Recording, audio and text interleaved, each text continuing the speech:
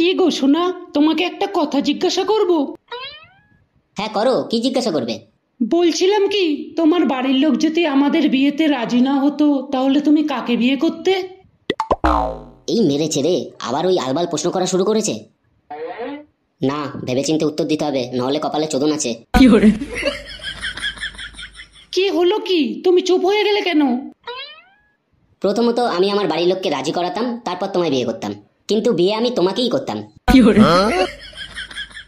আচ্ছা, ধরো তুমি বিয়ের আগে জানতে পারলে আমি মদ, সিগারেট, বিমল এইসব খাই, তাহলে তুমি কাকে বিয়ে করতে?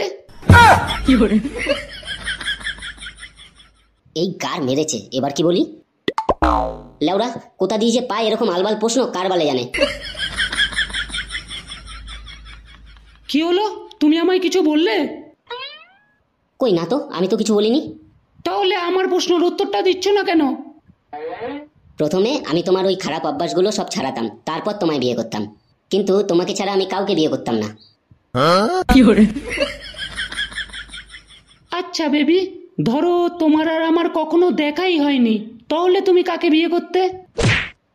বুঝতে পেরেছি, আজকে নিঘাত কপালে চোদন আছে।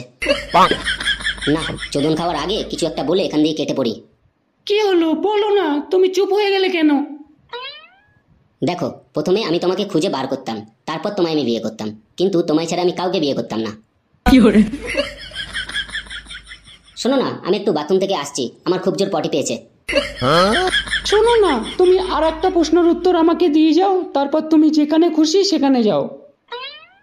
ধরো আমি এই পৃথিবীতে জন্মগ্রহণই করিনি, তাহলে তুমি কাকে বিয়ে করতে? এই গান মেরেছে, এবার কি বলি?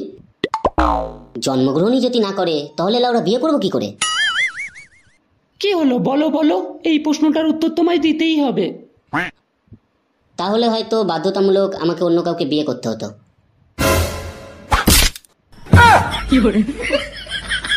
আমার প্রথম থেকেই সন্দেহ ছিল তোমার অন্য কারোর সাথে চক্কর চলছে, তাই না?